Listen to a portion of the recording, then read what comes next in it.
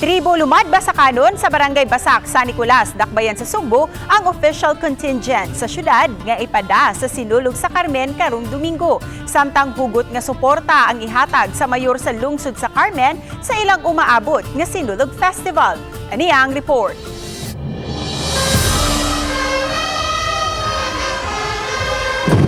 Usa sa giatangan nga performance sa umaabot nga Sinulog sa Carmen karong Domingo maong tribo lumadba sa kanon nga kumpirmado na ang subling mupakita silang sayaw. Sumali Basak San Nicolas Barangay Kapitan Norman Navarro nga kada tuig na silang tig-apilan sa Sinulog sa Carmen busa dako ang ilang kalipay nga mahatagan og laing kahigayunan.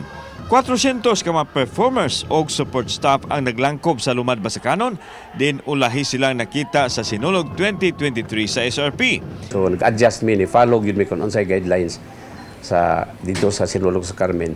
So kung mahimo mapanindot pa namo ang presentation dito sa Sinulog sa diri sa Cebu City, amo buhaton kutos makaya namo. Samtang ipadayag ni Cebu City Mayor Mike Rama nga ang lumadba sa kanon mao'y mapresentar sa Cebu City sa Sinulog sa Carmen nga gihangop usab sa grupo. Apan giklaro sa mayor nga hatagan og parihong suporta ang ubang mga Cebu City-based contingents nga moapil sa Sinulog sa Carmen.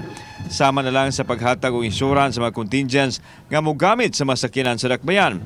Hatagan usab sila og ginagmay nga dugang ayuda. We will be helping them. May not be that bad, but we will be helping them. Second,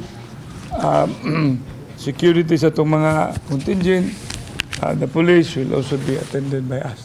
So nagtrabaho nami regarding sa among pagkaon, sa food, sa accommodation kay siyempre di man ta makahasol gyud tanan sa dito sa provincial government, dito sa Carmen, Municipality of Carmen. Although ang katong ang mayor kay kaila naman namo.